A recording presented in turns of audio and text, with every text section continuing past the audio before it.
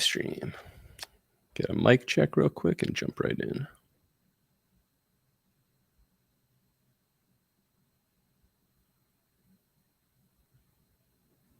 All right, let's do it.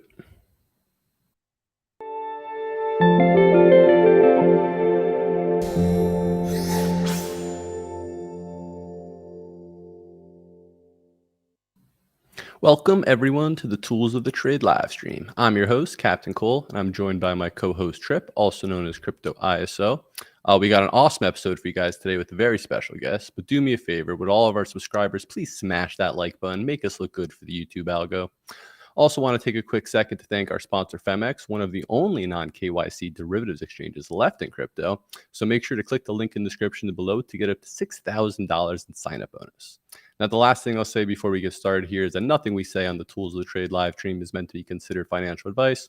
We are not financial advisors, and this information is for entertainment purposes only. So with that said, Trip, how's it going, man? It's good. I'm going to give you a 98% on that intro. There was one small hiccup. There's one hiccup, right? Yeah. How you doing, buddy?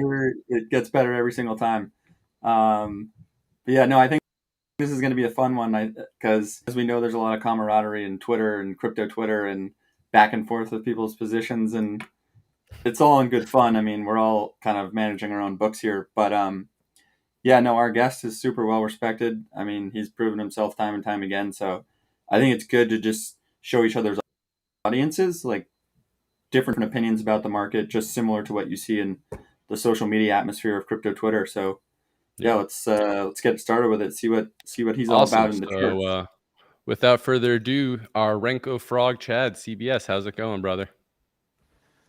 Yeah, I'm good. Thank you very much. Thank you for the introduction as well. It's kind of you. Appreciate it. And I know you mean as well about the back and forth on Twitter. I appreciate that point as well because I was giving Cole some. So yeah, I completely appreciate that point. Yeah. Absolutely. It's all in good fun. At the end of the day, we're all traders doing our own thing. So, I think we all have slight mental illness being on crypto Twitter as it is. So if you don't have fun with it, I mean, what are you really doing, right? Yeah. Awesome. So, let's just dive right in, CBS. You've proven yourself time and time again. I think you've won several trading competitions. I've seen you run up small accounts into large accounts. I know you trade size. I'd love for our viewers to kind of get a holistic view of your trading system. What are the main components of it, how you kind of execute on it, and then from there we can kind of get more in depth on trading mindset, etc. Yeah, sure. So I'll kind of go through two approaches. So kind of background piece on me is started off as a very low time frame trader, basically scalping the indexes. Spent a lot of time with a Dow scalping.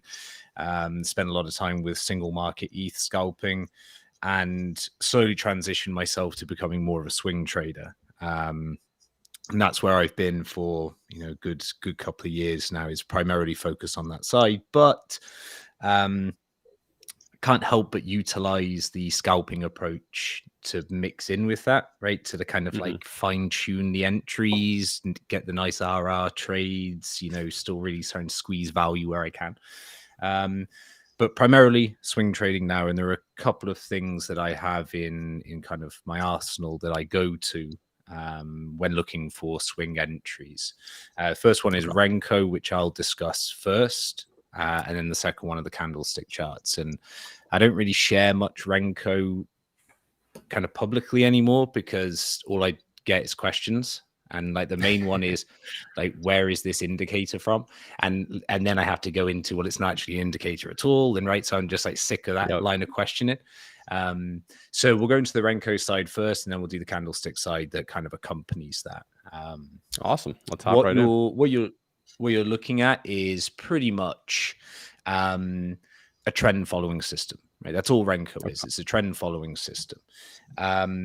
My theory and approach to the market in general is that the market is relatively easy in terms of trading as long as you believe what you're seeing, right? So I like to kind of believe the picture that's being painted. And I think, trending markets are very easy as long as you believe the trend, and then you can find an entry.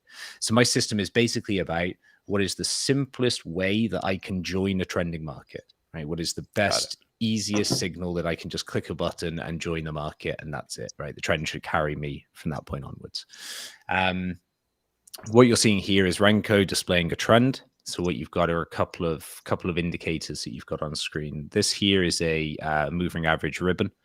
So you've just got a bunch of moving averages, which is a nice visual indicator of the trend. And then down the bottom here, you've got the awesome oscillator. And this is my go-to. Like, this is the one everybody will see on pretty much every chart I do, Candlestick or Renko. This indicator is here. This is a track of momentum. So it keeps an eye on the momentum of the market. And basically, it's a double moving average formula that produces this. And similar to MACD or slightly different? Yeah, so it's like it's a 34.5 SMA that produces this response. And so all you're basically seeing is that kind of reduction in strength or increase in strength and whatever's happening with the underlying moving averages as the median. So that's really what you're seeing here. It's like, it sounds super complex. It basically is tracking just if the momentum is strong or not. And I think in the last period of price action that you can see here on BTC, I think you get a really good indication of, what was happening to momentum throughout these three highs in particular. So each of those swing points, we can see that momentum is quite clearly dropping off. And this is actually very similar to the way the daily presented the RSI on BTC in the same region. Right? It basically said these last three highs, there's something fishy about them. Right? There's something not quite right for a trending market to be doing this. So it works in the same way. You see it the same here. Right? You see this one especially is a kind of a worry against this. You get this nice clean high, you get your nice high, and this is a significant drop off in the momentum here before the correction. And we're just seeing basically the same process through this region. So the awesome oscillator is primarily used to track the momentum and to track any divergences that are present in the market. So for those slowdown periods. But if I zoom out here, you can quite clearly see that this is just a trend following system. I refer to these as like the red waves and the green waves. It's been a while since we've had a green wave. They tend to be smacked down pretty quickly. But you can see pretty much this whole trend from the all-time high here. It's just encapsulated really nicely within this moving average. One spike up here, retest into the upper 40s, and then once again, trend continuation back to where we are now. Awesome. So a quick question for you. Is that awesome oscillator available in TradingView, or is that a proprietary indicator? Yeah, no. So it despite the name, it is just a free out of the box TradingView indicator. Everybody always gets like, it makes it sound like it should be proprietary in some way, right? When you call it the awesome oscillator, like it makes it sound like someone's made it, but no, it's just straight out the box. And yeah, anybody can access that. Works really well on Candlestick as well. Usually does a far better job of tracking divergences than RSI, especially in trending markets, right? RSI tends to fake you out more often. It gets into extremes. It kind of messes with your psychology around, a market being overextended before it carries on. Whereas the awesome oscillator tends to do a better job of keeping you in a trending market longer than RSI will for the majority of people. Got it. Awesome. So why don't we kind of tap into Renko and get a little more deeper into how you kind of utilize it to execute on trades. Yeah, sure. So what we're really looking at are kind of one simple signal for Renko. The awesome oscillator is a key component of this, and one of the activities that I kind of always recommend people do is you want to take a look down here at what the awesome oscillator is doing. Okay. Because it gives you some very clear clues to which direction and which side of the market has the strength. So if we take the all-time high, for example, here, we just stick a big line in that there, you can see that pretty much all of the interaction is strongest on the bearish side, the negative side of the awesome oscillator. So from a very, very quick overview, you can tell that the strength is all on the downside, which obviously matches up with the trend that we see in here. So we know that while that is the case, we have these small bullish moves here. We have the bullish move here, larger one in this region. Primarily, it's the bearish side that kind of has the control still throughout this period of time. Again, all encapsulated within this trend that we see with the moving averages as well. So what we're looking for in terms of signals are, number one, a very basic crossover. So when the awesome oscillator flips from bullish, from positive into negative or vice versa, that's a signal for us. Renko and the awesome oscillator make those independently strong enough signals for us to basically take a trend entry based on the crossover. So with BTC, if we're to cross back over to the negative side here, we've pretty much got a simple short setup based on Renko cross. Right, so awesome oscillator combined with the Renko gives us a very easy kind of crossover point. The other thing that we'd be looking for are, like we highlighted through here, right? Those crossovers here along with the divergences. So when we notice that the market is weakening, especially when we've got a nice support resistance level right in the middle of this, then again, we've got another ability to be able to take a short position. So once we see the market trading through our former resistance region, not acting as support, we get the confirmation of that last leg of the divergence, and then we begin this crossover point. So the crossover is here on the breakdown, where we get the breakdown in conjunction with the crossover. And again, now we're kind of fixed on the bearish side of things. So then from there, what actually becomes the trigger point for entering on the short side to follow the trend down? So you've got a couple of things. Number one is you can build into the position up here. So you can build in with the anticipation of the divergence confirming. So you're looking for weakness through this region to take the short side, and you're aiming for either the bottom of the moving averages or another significant point you would have in terms of SR through here. Or you're taking basically the breakthrough. So you're taking where your crossover comes, which is basically on this brick here into the breakdown, and you're playing it as a breakdown trade here. The stop loss above, and then again, target wherever that's going to be. The issue that you have with the Renko side of things is that these boxes are quite chunky. Right, so Renko is kind of distorted price and also time. So despite this being a 4-hour chart, right, if you take a look here, I've got price action already from October, November. You can see the way that this doesn't follow any kind of linear date pattern. It basically gives you data, and you can see March here is represented quite heavily. February is a bit shorter. Right, so January doesn't even make it into here. So what it does is it prints these Renko bricks basically in conjunction with how much price action or back and forth happened during that period of time in order to give the data. So that's why you get some cutoffs. Like January was just a trending month, so we have like a very short kind of period displayed on Renko, whereas in March we had all of this back and forth. It's printing lots of data from a Renko perspective. So it simplifies everything. But when people look at this, they're often like, well, like, why do the dates look like that? And basically what's actually happening within each of those Renko bricks that we see. So each of these is fixed. I probably should have done this description right at the start, right? To explain actually what this is displaying. What the Renko actually is, what does this actually show? So each one of these bricks gets printed when a certain price move has happened, right? So I can set this information. So I can set it to a traditional, which what this will display is every $150 moved in BTC. This will show me a Renko brick for every $150 moved in BTC. $150 up, $150 up, etc. If I set it to ATR, what it will do is it will show me the average of a 14 look back period. So it will look back over the last 14 Renko bricks. It will do an average of those, and it will print all of the bricks to look like that. So it kind of and just for our viewers who don't know what ATR is, it's average true range, but could you give a little more background? Yeah, I can. So ATR is actually very good for trending markets.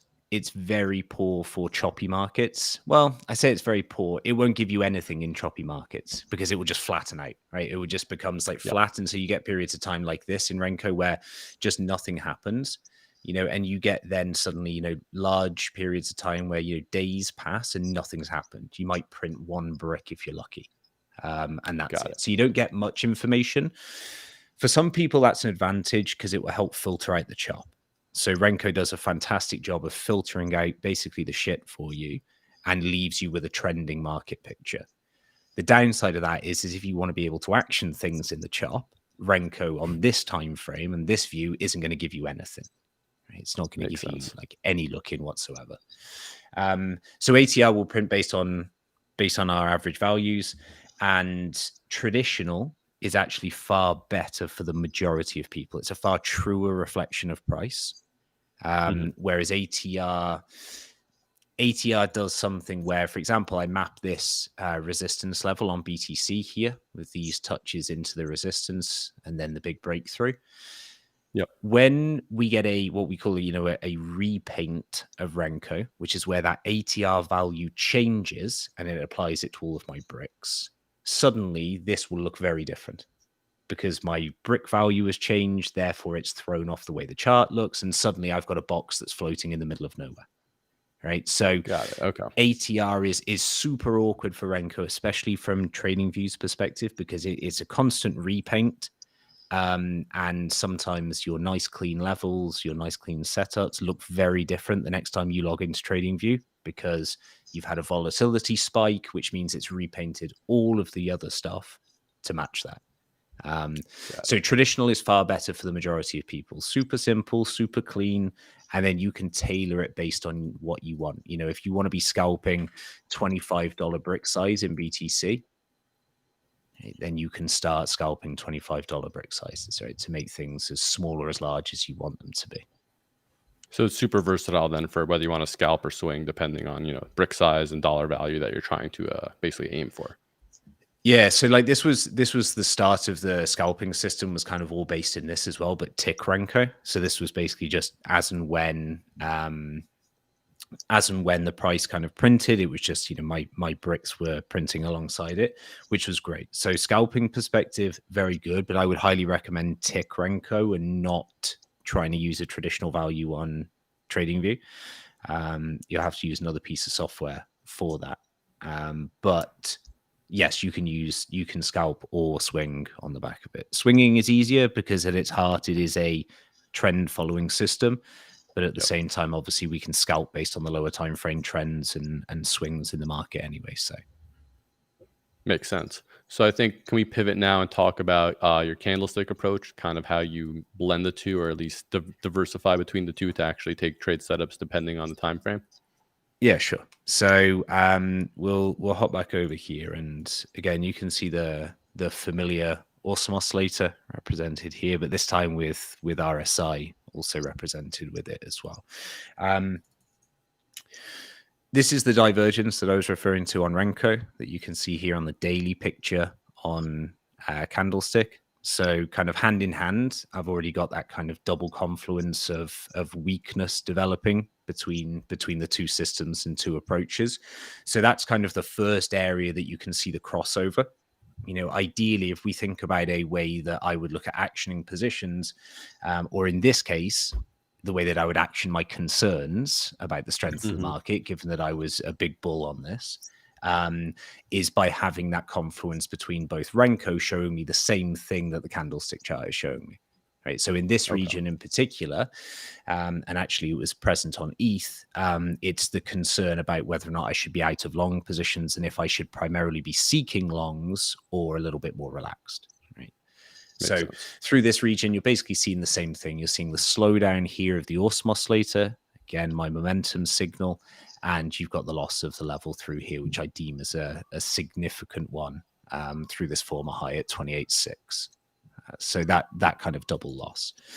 If you're talking about entries from a candlestick perspective, the one kind of go-to rule that I always employ is the RSI 50 retest. And it's something that's like not really discussed too often. Like basically, I don't think any of the kind of, introductory literature into RSI discusses the 50 retest. and just how significant that is for trending markets. I think it pretty much like kind of skips it off as a whole topic in favor of They leave the alpha, the right? overextended. Yeah, and exactly. And they talk about the overextension to the upside, the overextension to the downside. Oversold, overbought, and that's kind of what everybody leaves with from RSI. But again, at its heart, this is a momentum indicator, and what you're looking for are cool off periods. So we refer to like cool offs back to the 50 level, and then potential trades in line with the trend. So there's a really nice example of BTC here, where what you get is you've got your strong trend. It doesn't need identifying anymore. You get the pullback here on the RSI right down to the 50 level, and that gives you your trend entry, which basically comes here. So you get your trend entry, and then you ride the trend up. So very simple retest. So in strong uptrending markets, we're looking for the RSI to rotate down towards the 50. If that happens in conjunction with something else, significant support retest, RSI divergence is developing, right, on the lower time frames, then you start to have the basis of a really strong entry signal, usually for the higher time frame trends. The 50 level is not like concrete, like if it trades at 49, then suddenly it's like, that's gone, signal's gone, right? It's like, it's around that zone. It needs to be holding up around that zone. And you can see on the rally that we had through this region here, we had basically this occasion here in January where we held up at the 50 level and started rotating away again, put in this leg. We get another correction here, straight back down to the 50, put in the final leg. So each of these bounces off the 50 basically set up for the next fresh leg in the BTC run that we had here in 21. Interesting. So very simple, right? Super simple. And the RSI 50 discussions and thought process works on any time frame. If you're scalping the 5-minute chart and you see a strong uptrend developing and the RSI comes back down to the 50 level, it's typically a very good lower time frame scalp entry. Again, if you get confluence with a support retest, a breakout retest, whatever it might be, it gives you a nice kind of double confluence in order to take the position. Got it. So what's your general approach, I guess? Would you consider yourself more of a swing trader these days? Have you pivoted from scalping? What's your, I guess, creme de la creme or time preference? Yeah, so I guess the way that I would view things are swing trading primarily. So kind of larger position sizes are now exclusively held for swing positions. And at the moment, that's also not in crypto, that's in silver. So that's the primary portfolio positioning is silver, miners, and just going in on that side. Swing setups in crypto are a little bit more challenging. So, during the last week and a half or so, 2 weeks ago, I was positioning into some nice alt setups. So I kind of taken my time. I built slowly. I was kind of nervous about a pullback coming and was, holding off on getting full position sizes on. And then when the sell-off came, the sell-off was kind of far stronger than I gave it appreciation for. Ended up stopping out the carefully curated swing positions of 2 weeks that I was like, I got time, I'll add on a pullback now, and then sold trades down like 20% in 2 hours and, just stops all this like beautiful plan out in motion. Like the swing trading on the crypto side is a little bit more challenging given the volatility of the market. And, some of those beautiful positions that are up significantly are gone like that. So from my perspective, like it feels as though I prefer utilizing the skill set in what I refer to as domino trading. So domino trading, I'll give you a quick example of domino trading here. Let's use ARB maybe as the example of something that I know from discussions today. We'll give the ARB example down here. So ARB is a nice one. So what we have on, let's clear the chart and we'll go again. What we have on ARB down here is the potential for this bull div formation. So I'm aware that there's a bull div down here on the RSI between this last low. So I'm kind of happy that I should be positioning into the long side on ARB. And I know that obviously we've had plenty of chop back and forth. If I take the awesome oscillator into account as well, it also says that this leg is a divergence. So it actually says that this sell-off leg here is a weaker sell-off leg in comparison to the first. So that's fine as well. I can use that as a bit of extra confidence. But this is the nicer signal in isolation. Right? Tighter consolidation, nicer region, and really good divergence down here. Now, the domino effect comes really from the lower time frames. So what I do is I set my base here. I say that I've got a 4-hour chart that has a bull div in that I want to play into. Okay. How do I get an entry into that? Right? Where are my signals? Where are my confluence points on the lower time frame that, for me as a momentum trader, give me an indication that this is about to pop? Because that's all I care about, right? I care about a div developing, give me a strong play out, counter trend, and then let me out of the position. That's all I care about. And so my timing, I want to be like, precise. I'm either catching it as it's happening or I'm out the trade, right? Like I want to be there in that moment. So when you start going down to the lower time frames and searching for your kind of, areas of confluence, ARB was actually quite nice because it had a really reactive diagonal. So it had a really reactive diagonal that it was moving against down here on the 15-minute. So we had multiple touches into the diagonal. We were waiting for the breakout. We got the breakout finally, first 15-minute close above, and then it pushes. So as a divergence trader, or as a momentum trader, I'm looking for that signal. Like what is the catalyst? What's the kind of, lighting of the fuse that I need to have more belief that we're starting to see it play out? Something as simple as a diagonal can be that point. Gives the indication that we're starting to see some momentum in the direction that I want us to move, and this is a kind of a nice play out from here. You've then got the potential for the hourly. So the hourly was also had obviously represented with the diagonal through here. The 15-minute is better because what I want to be doing is I want to be using the lowest possible time frame for my confirmation. Right? Like if I'm looking at the hourly, I've got to wait until we're trading up here. If I take that 15-minute one, right, I can get in a lot lower to give me that confirmation. And all I'm looking for is like, give me a sign that you're going to do what I think you're going to do on the 4-hour. Right? I don't have to be perfect. I don't have to. I'm not going to get it right every time, but I need to see signs of life from it. You actually want to do this thing. And once I start to see that, then I can take a chance. So a lot of people will, especially Haven-wise and from streams, will know me as somebody who trades very tight risk-reward boundaries. Because if we take this area here, let's take it on the 5-minute, right? And we're saying this is the start of our impulse here. Then basically what I'm doing is I'm saying I'm going to enter this as we're starting to push, because here's my sign of momentum. My stop loss is literally coming down here to the base, because if we fail this, then I need out of the position. It's not happening right now. It's not my time. Mistimed it. Wait, go again. So I'm literally looking every time to get in as that move is starting to go. Yeah, I tried to play. I love that. I love yesterday with a tight one.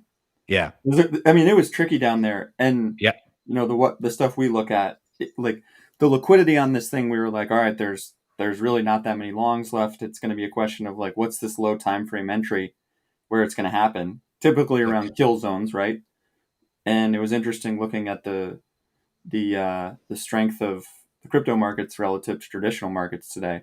And who knows if that comes on the heels of basically First Republic and then banking narrative, buy Bitcoin type thing comes into play.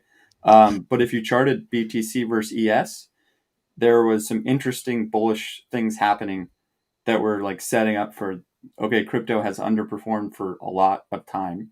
Now it can bounce. That's where you get these triggers on these huge squeezes on these altcoins. Yeah. And I think ARB was another prime setup, in terms of a squeeze target.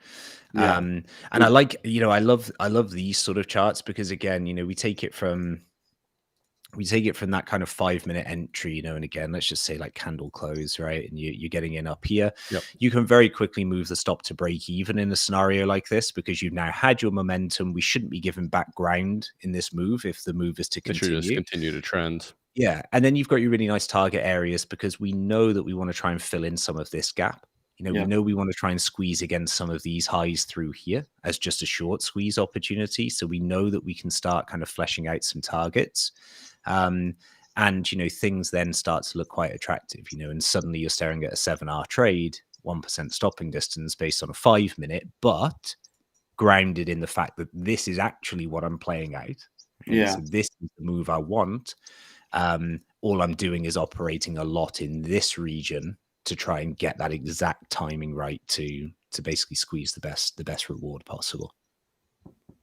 I love that a lot. I like that you focus on kind of the execution aspect and things, because obviously in this business, execution is everything. So when you are able to, clearly define your risk and you say, okay, I'm wrong here, I'll get the fuck out if the momentum changes. Yeah. You're setting up yourself for, potential really nice potentials, even swing trade, depending on how the momentum goes. But I also like the way you kind of outlined your targets too. Yeah. And that's the reason, I guess, that I've been successful in competitions previously, because, if I get a trigger like that, I can squeeze essentially higher position size than pretty much anybody else. Tighter because risk. I can have I've got such a tight stop that my position size for somebody looking to play that same divergence, is usually significantly higher. So, you have the ability, I always talk about the ability to like snowball smaller accounts. This approach can be a killer. So I had a patch 3 weeks ago where I was very confident that we have these like little periods in crypto where, things just go like nutty for a week. And if you catch it, then you've had a damn good week, right? Like your week just pays for the next 6 months. Like it's fine. Everything's great.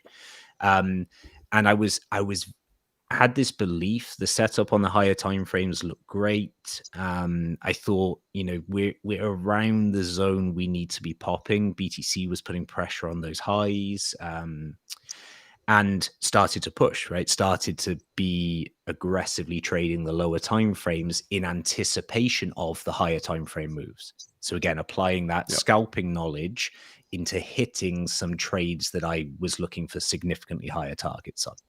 And I mistimed it, right? Like got it wrong. I was a week early. I was 10 days early, and then the pop came, last week or whatever.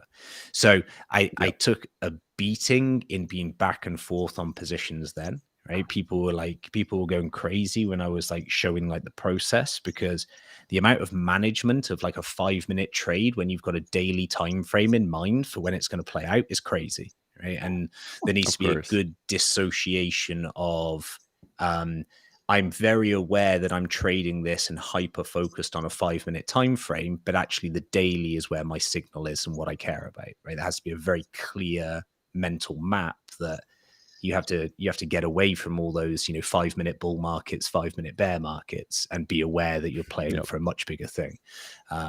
So if you get the timing wrong, right, it can hurt. You get the timing right, it's very rewarding. You print. Yes. Of course. Yeah. So I'd love to then kind of dive into now a little bit about your mindset. How do you differentiate, low time frame trades from the higher time frame swings like you just mentioned? How do you avoid, I guess, chopping yourself out in the noise when you have this high time frame thesis and you're trying to watch it play out and even execute on it on a lower time frame? So I think really, again, it comes back down to being aware always of what the higher time frame picture is. That's the single most important point. The higher time frame still governs everything. So I might be wrong in my timing on the 5-minute, but I need to appreciate that even though I need to exit a position, I need to get out. I'm not right at this moment in time. It doesn't mean I won't be right tomorrow.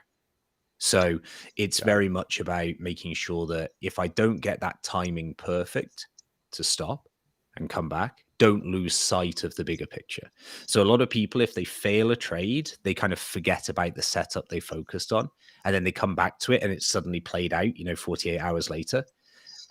Because it's like if I'm trying to play for a breakout of a daily level, but I'm using the 5-minute to determine when I think that's coming, and I don't get it, right? That daily breakout may still happen tomorrow. And if I forget about it, if I just put it to one side and say, okay, shitty trade, don't worry about it, I miss that opportunity. The signal is still there. It hasn't changed. The picture is still exactly the same place. So again, that appreciation that you might be wrong on a 5-minute or a 15-minute when trying to position aggressively, doesn't mean your idea on the daily is incorrect, and don't kind of give up on that idea unless it's invalidated. If the daily pukes, fine, right? You're wrong. Like, step away, look for something else. But until you're wrong, momentum and time is very much about timing. So it's very much about, you might get the timing wrong, but the idea still remains. So very much splitting, or keeping in mind why you're taking it on the higher time frame. But I always say to people, like, I think most people should select, right? Like, as though they're playing a video game, most people should select at the start of their trading career, what do I want to do? Because people are usually very poor at doing both. Like, people try and swing trade, and then suddenly they're managing their trade on a 15-minute chart, right? Or they're responding to things on a 15-minute chart. So I think a lot of people would be better off if they separated and just said, I want to be good at scalping, or I want to be good at swing trading. And like, that's my focus, right? And, just get better at one of them. I've had the experience of being able to kind of manage both. And so I can try and combine them now, but usually for most people, they just get like lost, right? So they kind of become like mediocre at both. And it's kind of like a constant butting of heads between lower time frame and higher time frame.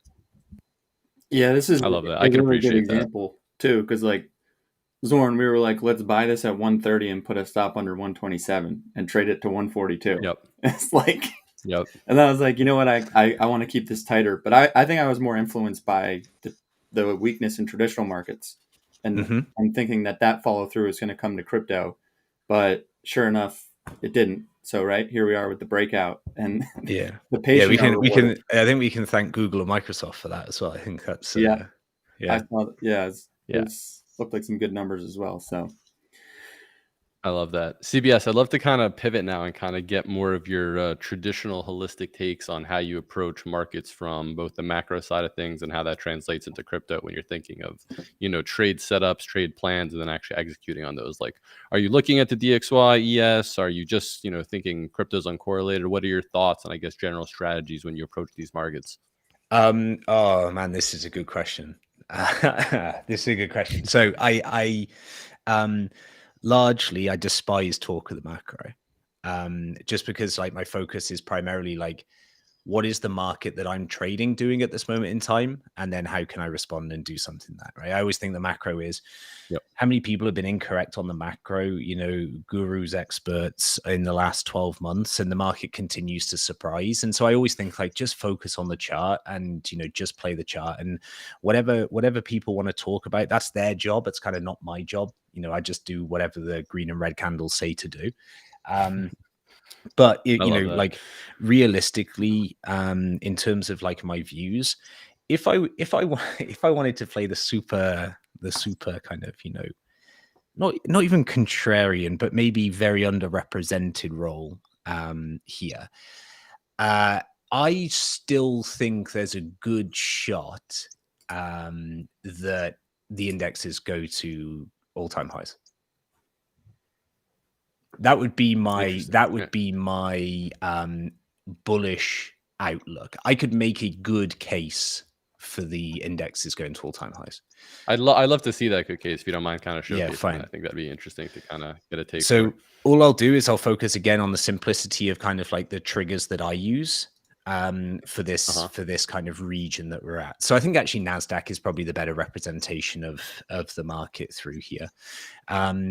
So firstly, if we take like the 3-day now, everybody's kind of like worrying about the indexes. I still think the NAS is fine. I still think it's in a pretty decent position through here. I think it's got to hold on to the 12.7s. And if it does that, it's fine. Like, as far as I'm concerned, this is a decent looking market. I think your next target is the 13.7s.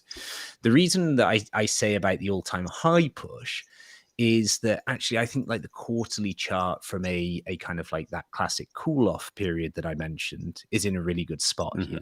So we've actually done a pretty significant correction for this market. And I think that, in terms of, we always talk about like max pain is always to the upside, right? Max pain is always up, no matter what.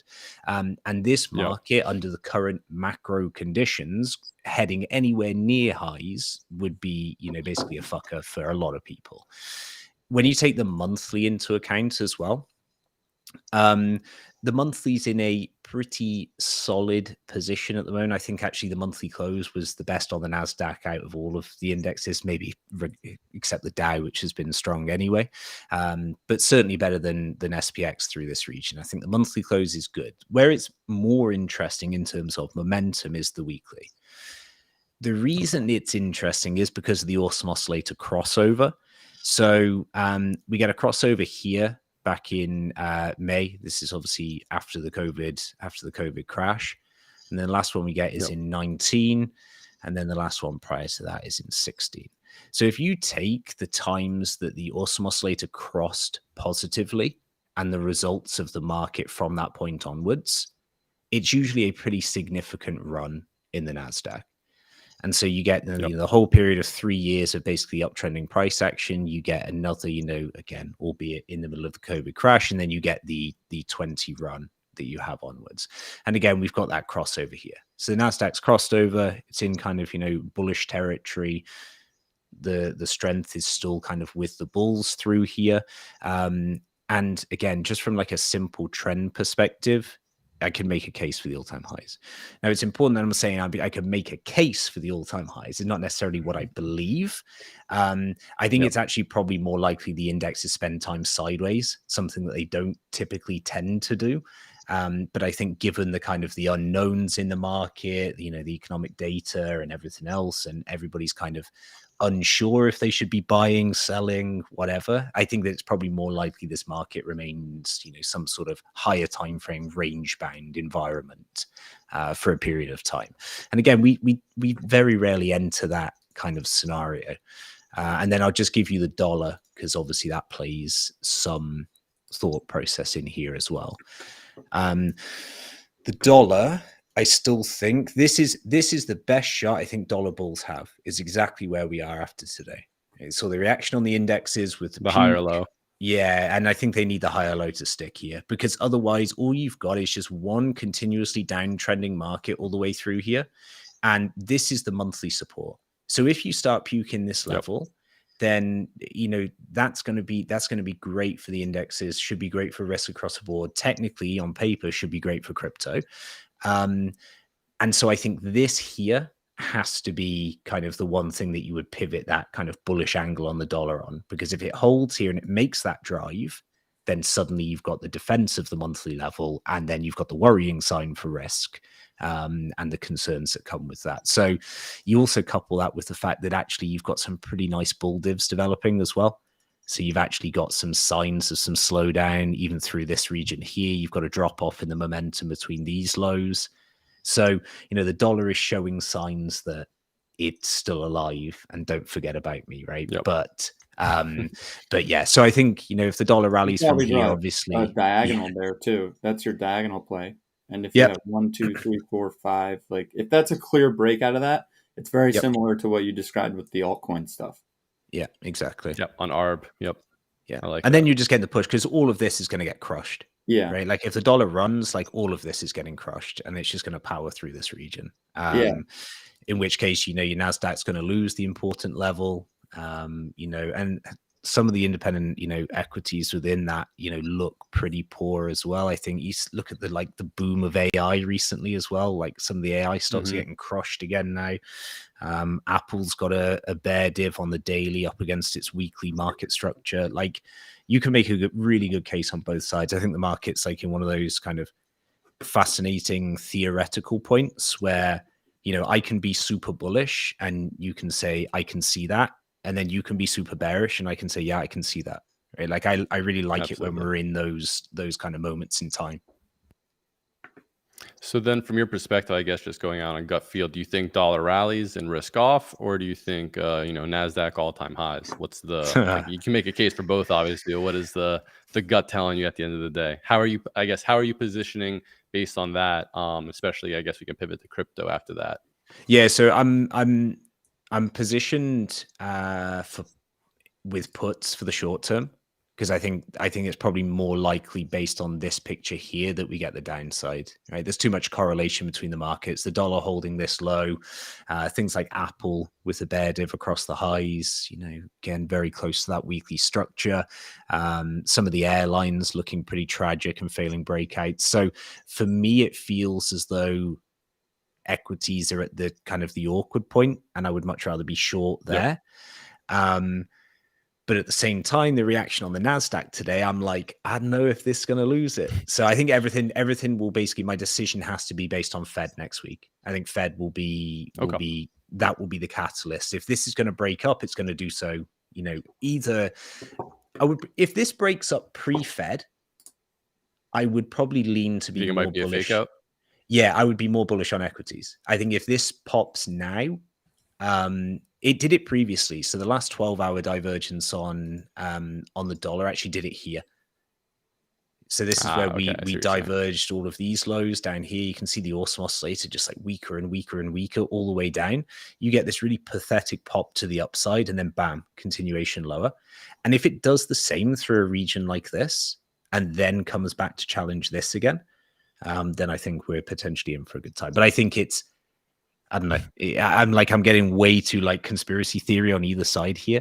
I think the Fed is important in what they say, but I think the warning signs are there for risk with dollar holding on to where it is currently. Awesome. So I guess from there, let's kind of pivot to crypto and kind of talk about Bitcoin, right? Market structure broke. We're back in the previous range. What are you seeing, or how are you thinking of positioning going into, I guess, the next month? Is sell in May and walk away a meme, or is it, hold some weight this time? Yeah, so I think the contrarian value play is 30K calls end of May. I think that's the contrarian play, and that says, look, I don't want to get involved in the chop. We might trade lower, but I think that higher is coming by the end of May. So again, you survive the potential downside and then capture the upside. However, the situation looks poor. Right. I've tweeted at you enough during this period of time, for the market from my perspective, after a 9-month breakout should not be giving retests. And I don't care at what point the market's in. If you're breaking out of a 9-month range, I expect it to move pretty rapidly. Now we've come up to what you would say is a significant zone around that 31K. I think 32K is really where I consider the weekly significance to be. The fact that we are now failing retests, right? We're not even just giving them; we're now just dropping through the levels, breaking through. Yeah, is that's a concern, And I would be, ignorant if I didn't acknowledge that as a bull. For these markets, so I think what you've got is you trade above 28.6 again, and I'll go full bull on it, right? That's fine. You break that level, you get that back. I'll consider this all a bad dream, and then we're back to the good times. Or for me, it's like last chance saloon at that monthly breakout retest. Yeah. And then if you fail that, then that's risk reward wise. You're just taking that shot, right? You have to play on that basis. And if we fall back inside this, then obviously everybody's just going to draw the obvious conclusion that, it's basically this, on repeat. And then, here we go again, basically get off the PC, go enjoy your summer, and, come back and see us around Christmas. It's like, so I think right now, unless you're above 28.6, I think any bullishness is founded on not a lot. Right? I think, short squeeze it, push it, push it back, but you lost a significant level, and a strong trending market shouldn't be doing that. It should tap and go at best, so to just plummet through is not a good sign. Sure, you're going to get squeezed. Sure, you're going to see rallies. Some of them are going to be double digits, right? But I think the key thing is that if you're still below there, that's kind of a concern. Agreed. Awesome. So I'd love to kind of pivot now and not talk charts, but talk more, I guess, traders' mindset. How long have you been trading? First of all, how many years? So this is going to be 6 years full time this year. and then it's around 11 years trading. So I say, like, I always say trading, it's like 3 years of that is like sports betting, right? And then Okay. and then turning it into Taking it seriously. like, yes, exactly. Yeah. Like the first 3 years are basically like, this is like digital horse racing, and I just bet on which way this is going to go, and then that's it. So Exactly. Awesome. So based on that, can you kind of walk us a little bit through your journey when you started, you said 3 years later or 3 years in, you started taking things seriously. At what point, or how did you kind of see your development as a trader evolve over time? And at what point did you start, putting the pieces together, what works, what doesn't work, and kind of finding your own system? yeah, so I'll skip the start where everything was, just like degenerate gambling and not really understanding, and then obviously kind of coming to the conclusion, well, people are making money here, so how are they making money? Because I would like to be involved in that too. And just, I guess, like the lure of the stock market always kind of got to me. Like, it always just, like, it looked like cool and something that I wanted to be involved with. So I was like, yeah, okay, let's take it seriously and try and learn here. So, kind of dived into the education side. But I always say that, I read some books. A lot of the time that I had was kind of like chart based. Like, that's really where my experience came from. It was like, I'm like a self learner. Putting in your hours. Yep. Yeah, so like, it was like, that's what it was. So I ran a business, and basically got to the point that, and this was basically 6 years ago when I went full time, where I was spending more time per day at the charts, trading, backtesting, actioning things, than I was actually doing work for the business. And so basically decided to make the leap. But the thing that I had, and the thing that I was kind of blessed with at that period of time, is I had a system, and I had a system that I knew was profitable as long as I actioned it. So I basically had a push green, push red system with a fixed auto take profit, right? That would auto print for me. And that was it. That's all I had to do. I just had to have the psychology to actually push the button, right? Regardless of what I thought about the market. So actually, when I started trading, people always say, how long did it take to get profitable? Well, like, when I started, I was kind of ready to go out of the box, albeit with far smaller totals.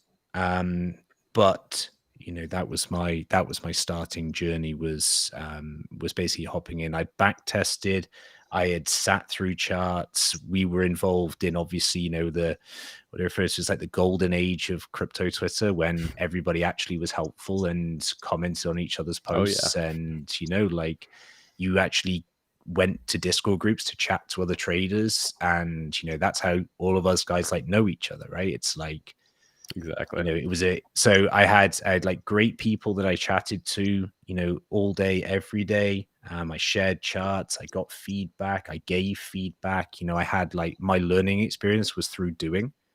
And then kind of when it came, I think that's the best, honestly. Yeah, I was saying on my stream on Sunday, like, I kind of feel sorry for people on Twitter now, because it's such a different environment to, like, find those groups, like, find those people, like, we were like all smaller accounts, all just like chatting as traders and like learning from each other. And it's like a forum, like, people just wanted help. They put a chart out and said, like, what do you think about this? Like, if I put a chart out now and said, like, what do you think about this?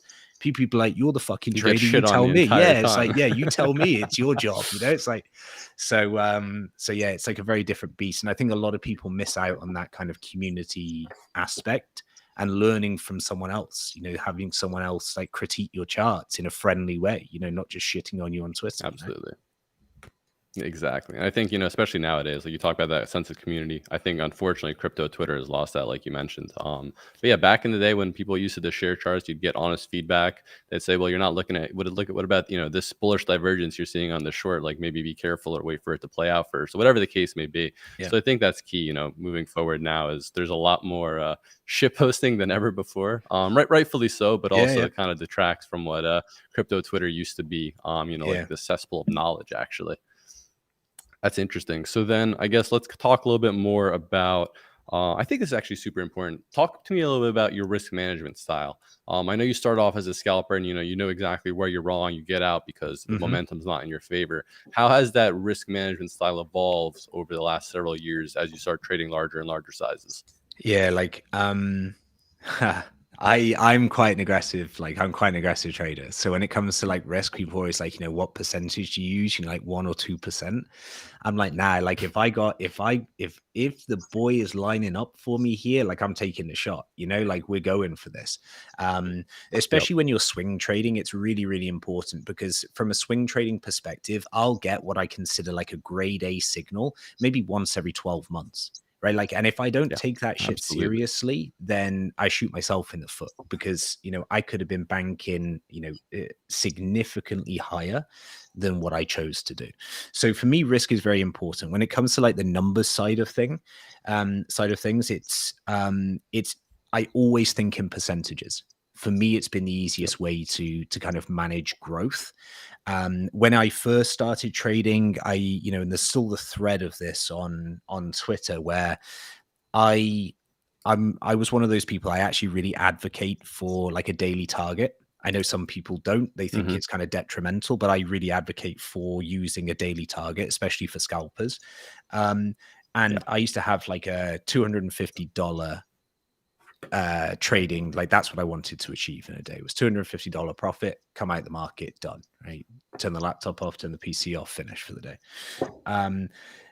Obviously, like the size has grown pretty substantially since that point. And I think if I acknowledge the numbers too much, it would skew, especially my risk. And, me saying to you, I like to go heavy. I still very much put things in percentages to help with that. I would rather not think about the dollar value lost. The percentage value is far more helpful, plus easier to swallow. But I think it's also probably the right line of thought. It's, you shouldn't focus on the dollar value because that will help you get the right size in. So for people who are growing portfolios, growing trading accounts, you have to be prepared to size up. And yes, it's going to suck to see larger amounts coming out, but really that's only success because you've grown your account to that level, right? So always think in percentages and, go from that point. Yeah, I mean, to that point, I love that. Being able to have a system like that and say, okay, I'm going to turn off the screens after each one of these targets is hit is like showing a lot about the discipline as yourself as a trader, because it is really hard to disconnect from crypto. Like, at least traditional markets, you're like, oh yeah, the weekend, whatever, I don't need to worry about this or after 4:30. But if you're heavily involved in any of these trading communities, or you're just on Twitter and I don't know, influencer, whatever you want to call it, like a household name, let's just say, it's difficult to just turn it off and then come back the next day. Because especially scalping, like there's opportunity everywhere, and especially crypto, like 24 hours a day, like there's always a 5-minute chart I can look at and like try and make a play on. So that's why like that dollar value used to be important to me, because it actually gave me a cutoff on the day. It actually felt like a normal job where I could say, I'm done. Like I'm finished. Like let's come back tomorrow. People lose sight of the fact that they get like caught up in the moment and they're unwilling to log off. But actually, it's like Groundhog Day, because you just log in, it's the same shit again the next day, and like people forget that in the moment. But actually, like it's every day is the same. Every day has opportunity. Every day has a trade you can take. Like it's.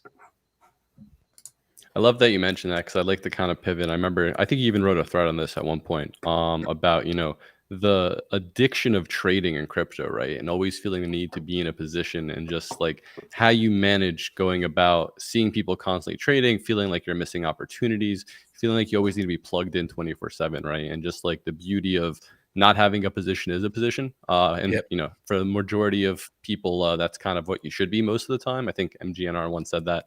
Pick up free money, a couple times a year. But talk to me a little bit about that, right? Like the whole idea of trading addiction, and then just how you kind of manage that. I know you mentioned obviously having a daily target going forward in the beginning, but I guess how has that evolved till now? Yeah, I think, or how would you, I guess, help traders who are newer, trying to put that discipline in and kind of get that point hammered across? Yeah, it's good timing. So I'm currently in the middle of writing something else about like this side of things, because I speak to the masses when I say this, but it's a little bit like, everybody says you have to acknowledge you have a problem. Lots of people, far more people than would ever admit it, have this issue, right? They are addicted to the markets. And it's 100%. like, it's kind of like a sad process. That obviously it's hard to acknowledge that you are, and like I am, like I know I am. I just have to manage like how that, kind of, how I embody that. So some level of addiction is good, right? Some level of addiction is needed in order to succeed and to be able to spend the time and to be able to action things and do things. There comes a point where like we start doing things, and some of the classics are, we start doing things like getting the TA to fit, right? So like we're taking trades and suddenly we're using like, oh, I've never used the 50 moving average before, but now it's trading above that, so I'll take the trade, right? We start to have like this like facilitation phase where we start using random things and random triggers to allow us to comfortably take a position, and all from, essentially underlying can't step away. The big thing is, and the only way you can get around it is, many people experience a blow up. Like many people blow an account and the feelings that they have from it. So I've done like quite a lot of work one-to-one with people, and there was one guy in particular who went through this exact experience. He blew his account completely, was up big, and basically traded and traded and traded, and like that spiral just took hold, where essentially it just goes quicker, right? So you start losing, and then it gets bigger, and then the losses get bigger and bigger, and suddenly it's bam, it's zero. And I said to him, like, the only way that this gets changed is acknowledgement of how you're feeling now and consistently remembering that. So I got him to record a video of himself, of how he felt in the moment that he had completed that activity, basically of sending his account to zero. And it was basically the kind of the hardest hitting video that he'd kind of had, because every time that he started to go down that route of actioning trades without signals, looking for signals, he would watch the video, right? So he would put himself back in that exact mindset. Like, as traders, we're like goldfish. Like, I can feel like shit for trades last week, and the next, like even the next day, I can log on and be like, I'm ready to go again, right? Like it's like it takes that, yeah, of course, like you have to be. But like for a lot of people, that's a danger, because another classic route people go down is they start the process of like, I've lost $200 today. Like, why did I take those trades? Right, like I'm going to stop. No more. I'm going to have a restart. Like, I'm not doing this again. I'm going to keep the money that's in my account. Right, let's be sensible. And the next day they log in, and within 10 minutes they've taken 6 trades. Like, it literally, it just starts again, just like that. So for a lot of people, like, the big thing is acknowledging that there is always opportunity. There is always opportunity. If it's not in crypto, it's in another market. If it's not in equities, it's in metals. If it's not in metals, it's in, FX. Like, there's always an opportunity somewhere across the broad spectrum of markets.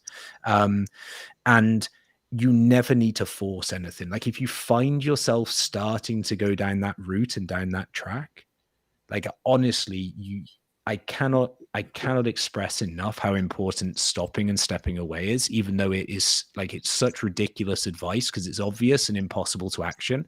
But like, that's what you have to do. There is nothing that can replace like the physical stepping away from a market.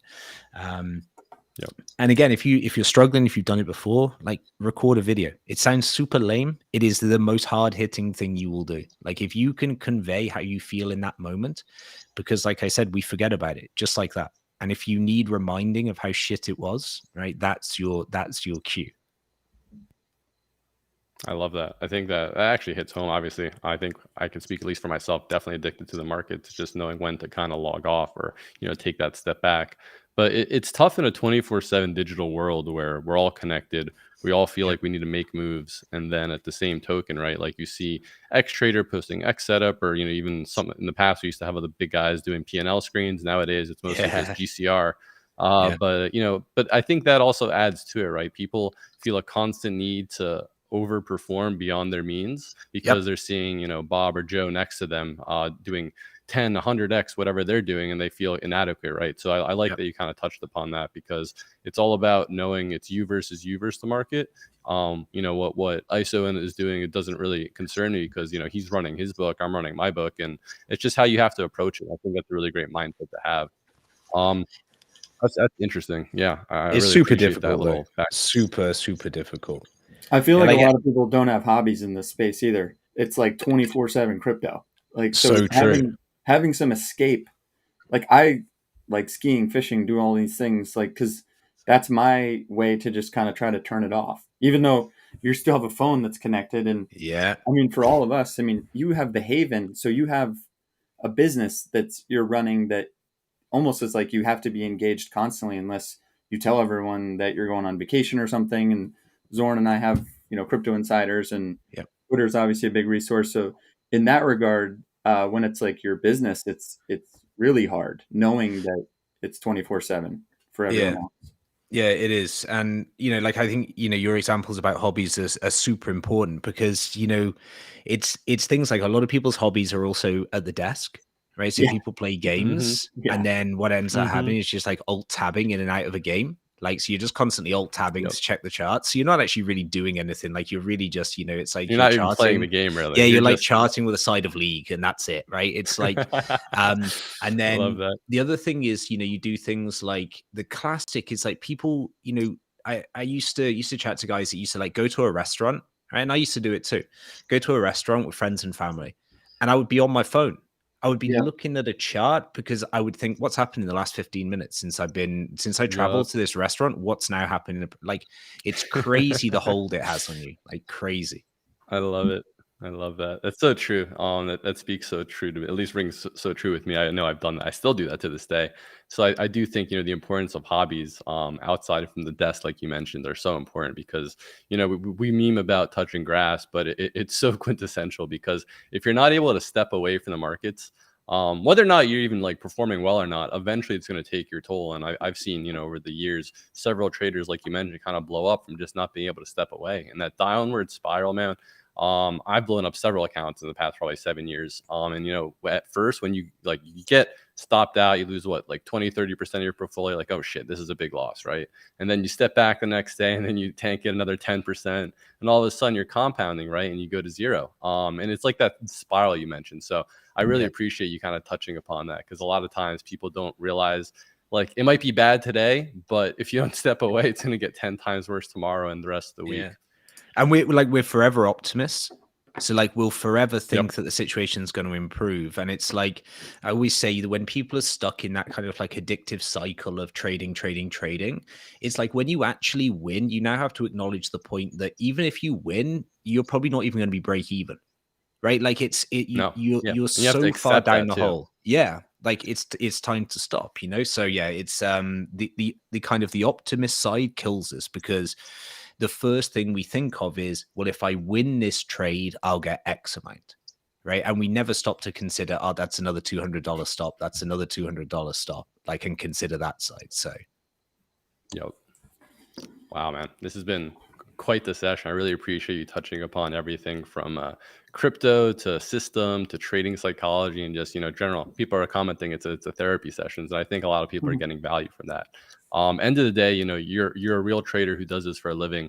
So I really appreciate you kind of taking the time and giving people like a raw look into what it takes to really be a trader, but not only, in traditional markets, but crypto in a place where it's 24/7, 365, and being able to kind of disconnect and realize that there are things outside of trading, and making sure you have those outlets to kind of move forward from.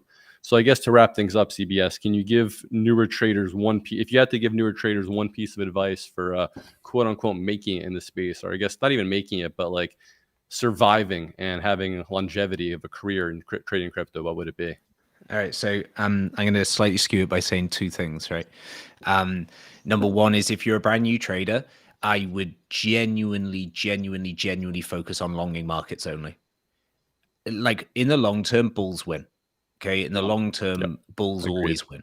And so if you are going to, kind of try and narrow down your trading, right? Don't take on board the short side, which typically is more aggressive. It's harder to time. It's harder to, stay in position for the length of time needed. And then usually, like we saw in 2023, the downside is eclipsed within 2 weeks anyway, right? So when you get that run, it's about timing it. So if you're going to try and do anything, focus on being like a long only trader. And there's nothing wrong with that. You catch those periods of time that, are long market times and you'll make a killing, right? If you can focus your attention to that. And then the second part is simplicity is key.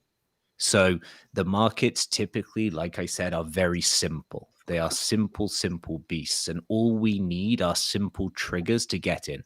Support resistance levels, one indicator, one use of whether or not you want to use something like, heat maps or your liquidity profiles, like whatever you want to use, keep it as simple as possible. Have your trigger, get in on the market.